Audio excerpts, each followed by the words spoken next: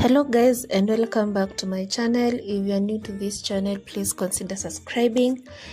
If you are a returning subscriber, thank you so much for being here. So in today's video, I'm going to show you how I make my kombuchas. Today I'm making hibiscus kombucha. So the first step is to wash the hibiscus flowers because they're always dirty and sandy. After washing them, I boil them with clean drinking water, and then I added a cup of sugar, that is 250 grams of sugar, and then I let it to boil for about 10 minutes. But it's not a must to boil. You can boil your water, then you switch off your gas, then add the leaves and you leave them to simmer, then add your sugar. One mistake I did, I added too much hibiscus flowers, and I wish I added some small amount of the flowers, but nothing went wrong, but it was too conk. Then from a previous batch,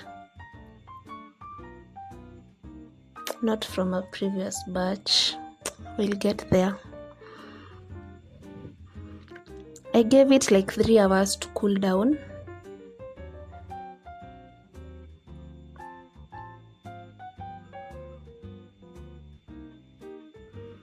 And then I sieved everything into a jug.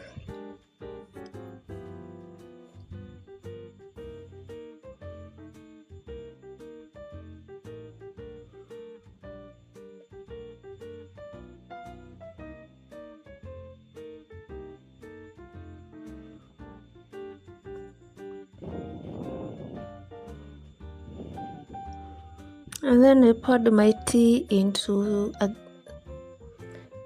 3 glass jars,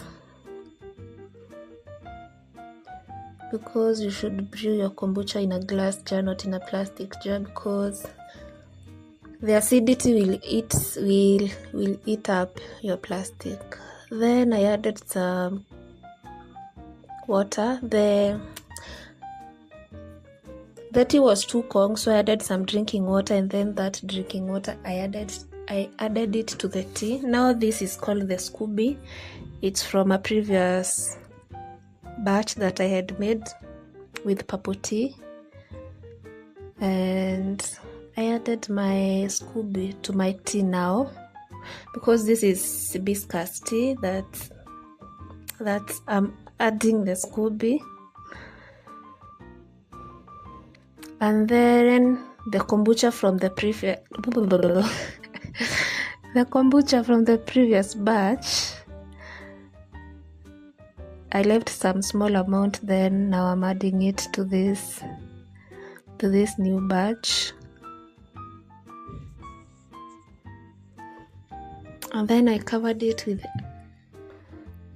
hairnet and a rubber band.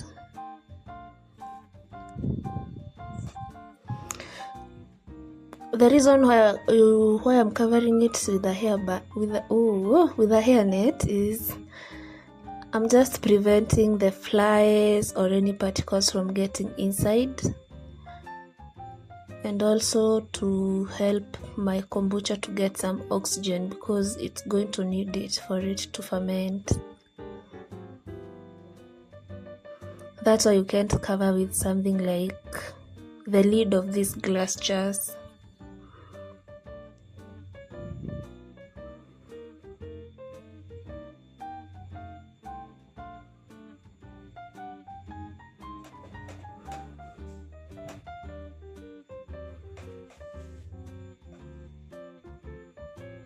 And then I'm going to leave it for 7 to 10 days, mostly 10 days, and the kombucha will be ready.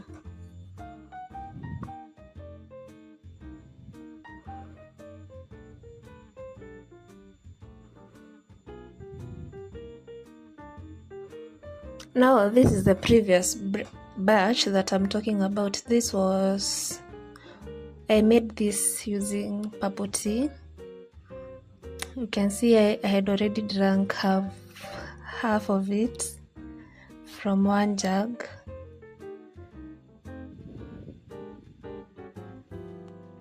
So I sieved everything.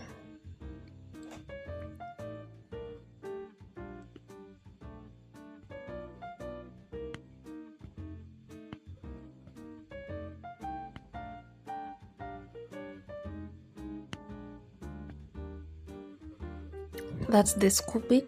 From the start, when I started making kombucha, I only had that small scoopy, because the other ones they have made, what am I saying? Whatever I'm saying.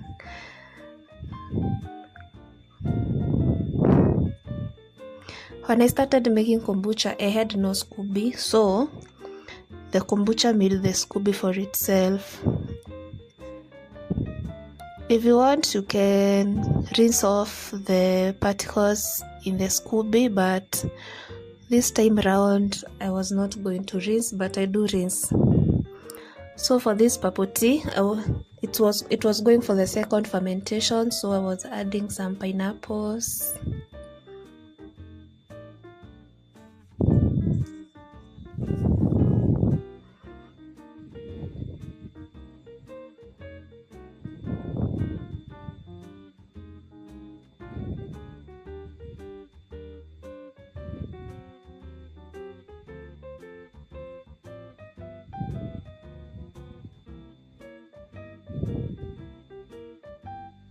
And then I added my purple tea.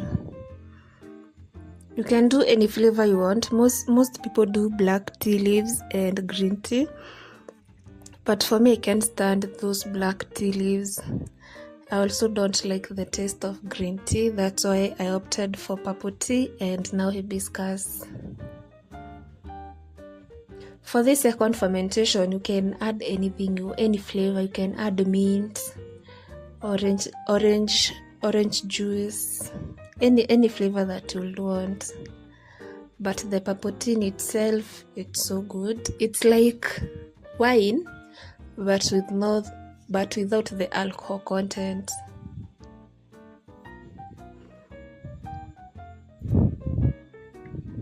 And it's always advisable to take it after meals. And for me, I take 250 ml every day at night after meals. So for this second fermentation, it's going to ferment in the fridge. You see that small kombucha that I'm leaving in the jug? That's the other batch.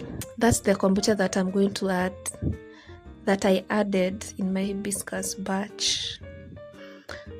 Yeah, so thank you for watching today's video, and I'll see you on the next one.